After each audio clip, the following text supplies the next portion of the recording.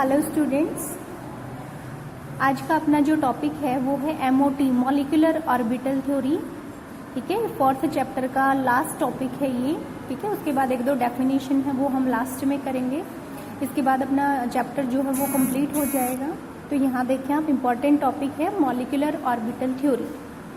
ठीक है, अब जो एटॉमिक ऑर्बिटल्स होते हैं, एटॉमिक ऑर्बिटल्स, हमें पता है बोर मॉडल ऑफ एटम में क्या बताया गया था कि जो इलेक्ट्रॉन हैं वो रिवॉल्व करते हैं एक स्पेसिफिक पाथ में।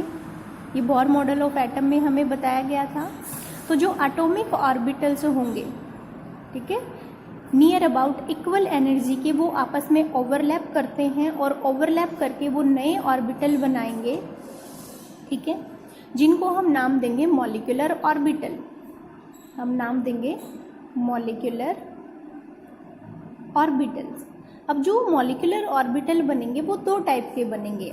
एक होगा बॉन्डिंग मॉलिक्यूलर ऑर्बिटल और एक होगा एंटी बॉन्डिंग मॉलिक्यूलर ऑर्बिटल। एक होगा बॉन्डिंग मॉलिक्यूलर ऑर्बिटल और एक होगा एंटी बॉन्डिंग मॉलिक्यूलर ऑर्बिटल।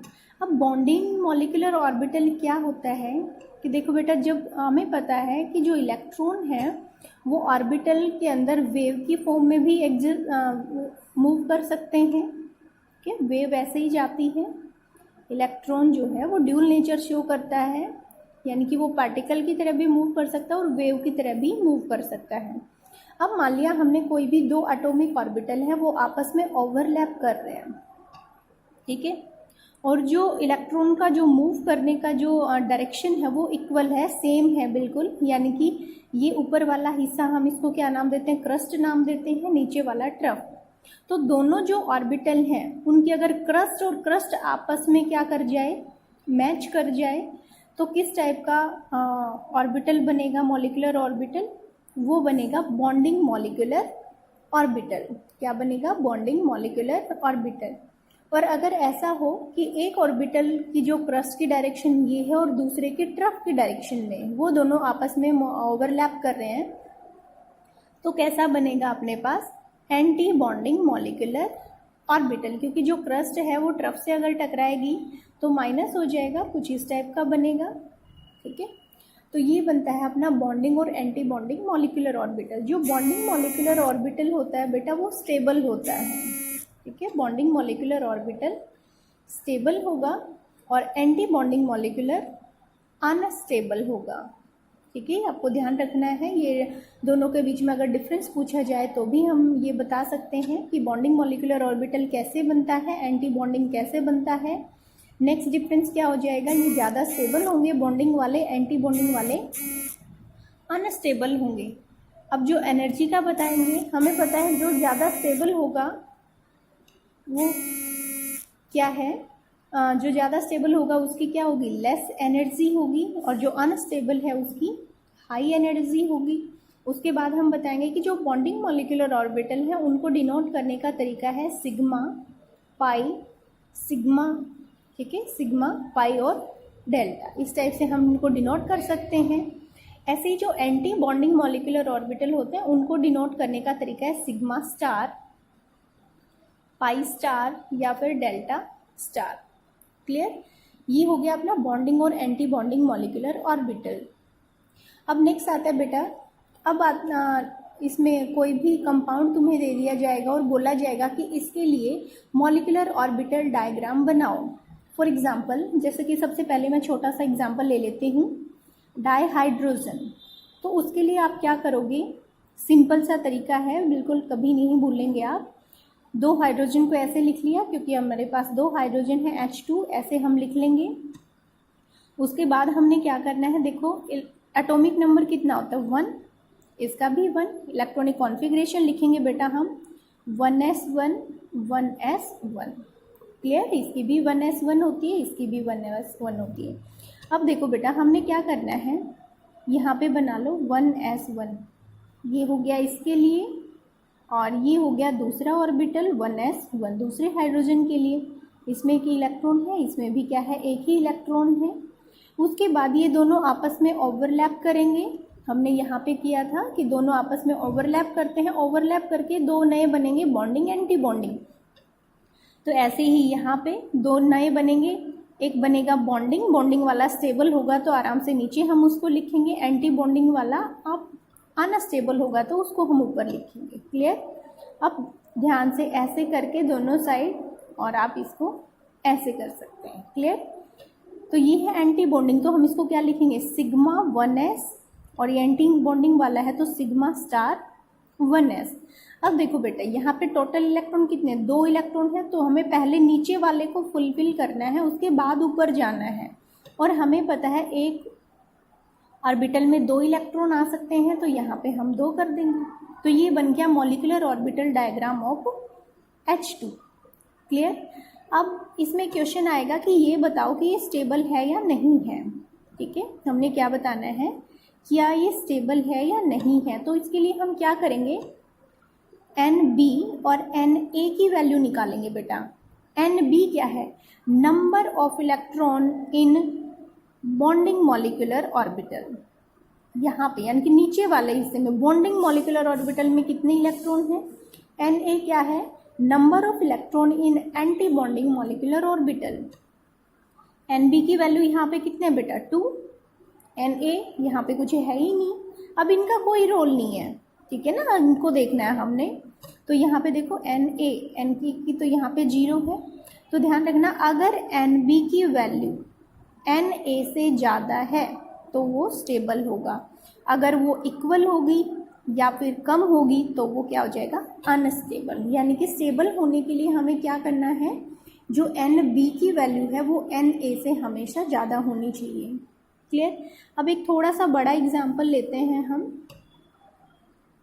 अब मान लिया हमने N2 का बनाना है, तो सेम बेटा ऐसे ही 2 नाइट्रोजन आप ऐसे लिख लेंगे। नाइट्रोजन का एटॉमिक नंबर 7 होता है, 1s2 2s2 2p3। क्लियर?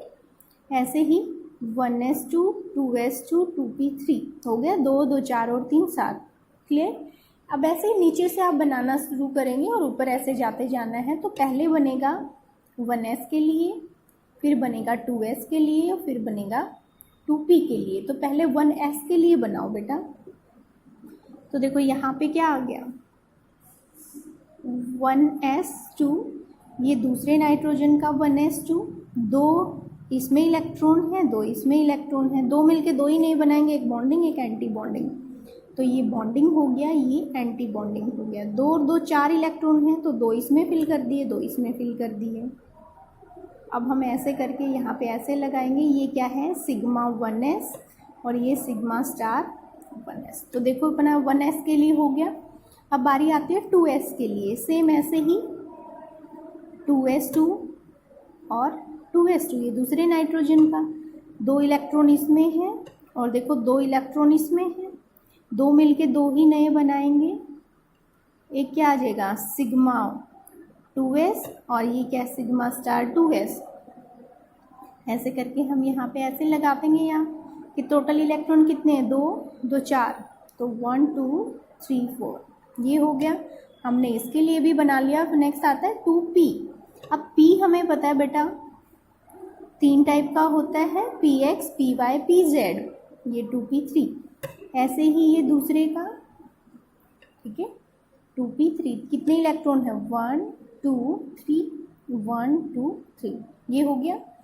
अब देखो 2 कितने हैं, ये कितने, 1 2 3 4 5 6 है, 6 ही नए बनाएंगे, जिसमें 3 क्या होंगे, नीचे होंगे बॉन्डिंग में, और 3 क्या होंगे, एंटी बॉन्डिंग में।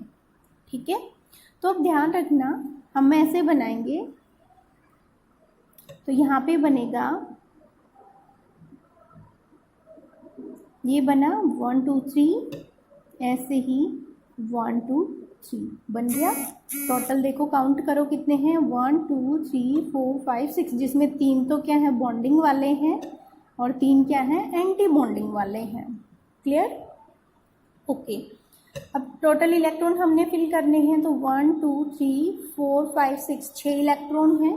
तो पहले 1 2 3 4 5 6, क्योंकि पहले नीचे वाले को हम फुलफिल करते हैं उसके बाद ऊपर जाते हैं, तो यहाँ तो सारे हो गए, ठीक है। ओके, इसको ऐसे करके एक पॉइंट पे ऐड करके ऐसे हम कर देंगे, ऐसे ही यहाँ सेम ये हो गया, इसको ऐसे, क्लियर।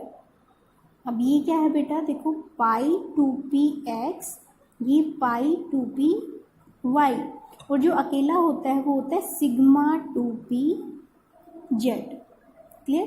ऐसे ही क्या आ जाएगा, pi star 2px, pi star 2py, और ये सिग्मा स्टार 2pz, क्लियर। ये है molecular orbital diagram of dinitrogen.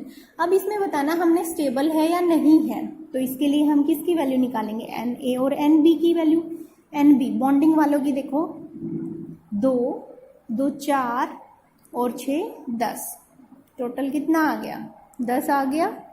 अब Na यानी कि एंटी बॉन्डिंग वाले, एंटी बॉन्डिंग यानी कि ऊपर जो आते हैं, तो देखो 2 2 4, यहाँ तो कुछ है ही नहीं तो 4, यहाँ पे हमें साफ दिख रहा है Nb की जो वैल्यू है वो ग्रेटर देन है Na से, ठीक है, तो ये क्या है, स्टेबल है, क्लियर हुआ। अब हमें निकालना होता है कि बॉन्ड ऑर्डर निकालो। बॉन्ड ऑर्डर का फॉर्मूला होता है बेटा half of Nb minus Na, यहाँ से आप निकाल सकते हैं। हाफ ऑफ Nb की वैल्यू कितनी है 10, Na की वैल्यू कितनी है 4, कितना आ गया 6/2 इज इक्वल टू 3, यानी कि जब डाई नाइट्रोजन बनेगा तो उसके बीच में कितने बनेंगे, 3 बॉन्ड बनेंगे। ये हम पहले भी पढ़ चुके हैं कि बॉन्ड ऑर्डर क्या होता है, 2 एटम के बीच में जितने नंबर्स ऑफ बॉन्ड होंगे उसको बॉन्ड ऑर्डर बोला जाता है, जो यहाँ से हम निकाल भी चुके हैं, क्लियर। ओके, अब हमने बताना है कि ये पैरामैग्नेटिक है या डायामैग्नेटिक है। तो अगर देखो यहाँ पे 2 है, पेयर बना हुआ है, 2 है, पेयर बना हुआ है, यहाँ भी 2 है, पेयर है, ये भी पेयर है, 2 की वजह से पेयर, ये भी पेयर, ये भी पेयर, यानी कि सारे अगर इधर पेयर हैं इलेक्ट्रॉन, तो हम उसको क्या बोलेंगे कि ये डायामैग्नेटिक है। डाया का मतलब 2 वाला पेयर है। और अगर कोई भी एक सिंगल इलेक्ट्रॉन हो तो हम क्या बोलेंगे उसको, ये क्या है, पैरामैग्नेटिक है, क्लियर इतना। ओके, अब अगर तुम्हें दे दिया जाए बेटा यहाँ पे O2 का डायग्राम हमने बनाना है, किसका बनाना है, O2, तो 2 ऑक्सीजन को लिखेंगे बेटा सिंपल, 1s2 2s2 2p, कितना होता है इसका 8 होता है, तो यहाँ पे 6 आ जाएगा। ऐसे ही 1s2 2s2 2p 6, 2 2 4, सॉरी 4, कितना आ गया 2 2 4 और 4 कितने हो गए 8, क्लियर। तो सिंपल है, देखो इसके लिए 1s2 के लिए सेम यही बनेगा, ठीक है, देखो 1s2 के लिए सेम यही बनेगा, 2s2 के लिए सेम यही बनेगा, 2p4, अब यहाँ पे क्या है 4 है तो एक हम यहाँ लगा देंगे, 4 बन गया, 2p4 और 2p4, क्लियर।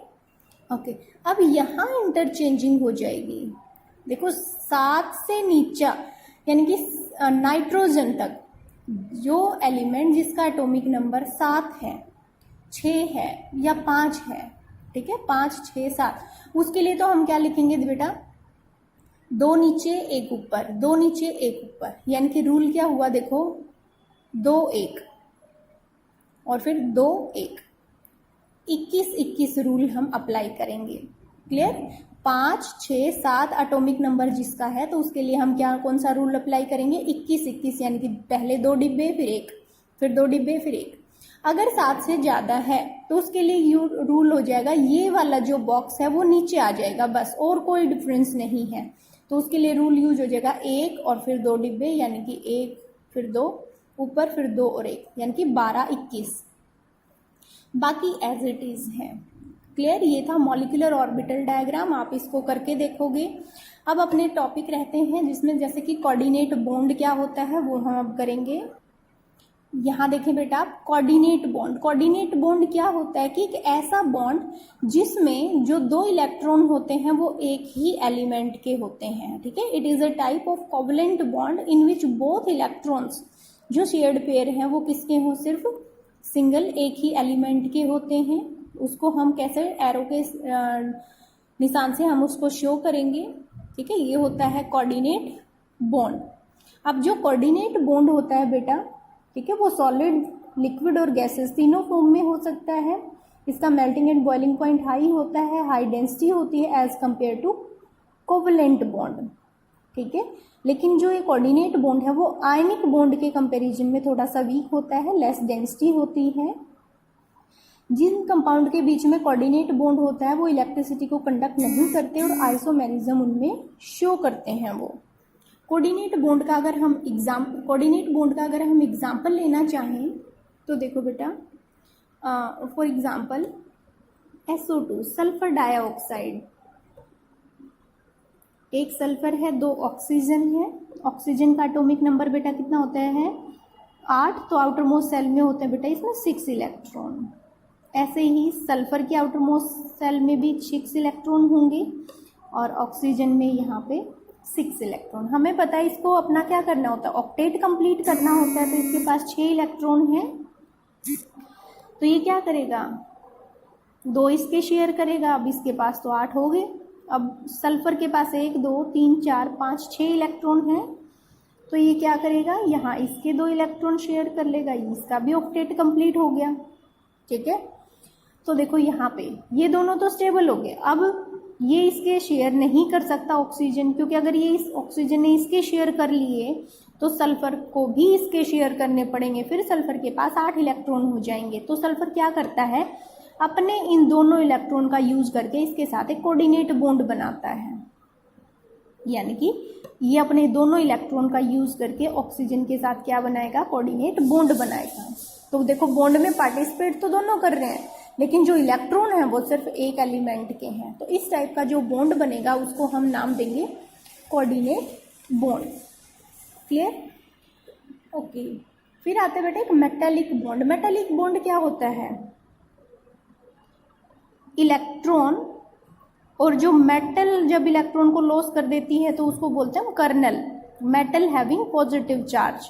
तो इलेक्ट्रॉन और मेटल हैविंग पॉजिटिव चार्ज, उन दोनों के बीच में अगर कोई बॉन्डिंग है तो वो क्या हो जाएगी, मेटालिक बॉन्डिंग।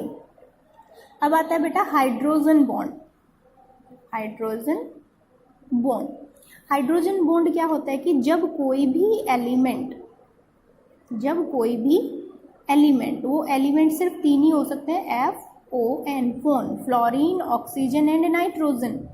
जब ये तीनों हाइड्रोजन के साथ बॉन्ड बनाते हैं तो उसको हाइड्रोजन बॉन्ड बोला जाता है।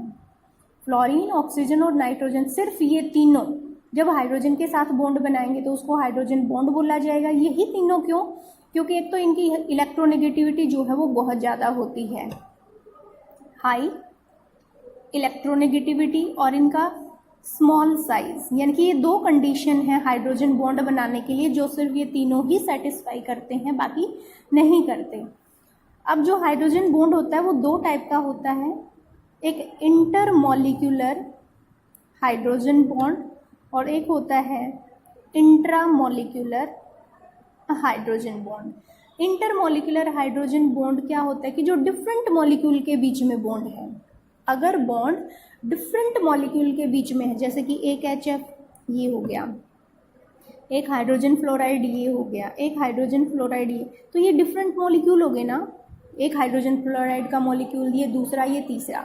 तो यहाँ देखो बेटा, हमें पता है फ्लोरीन पे नेगेटिव चार्ज, हाइड्रोजन पे पॉजिटिव, ऐसे आएगा। तो अब इनके बीच में, पॉजिटिव नेगेटिव के बीच में एक फोर्स ऑफ अट्रैक्शन होगा, यहाँ एक फोर्स ऑफ अट्रैक्शन होगा।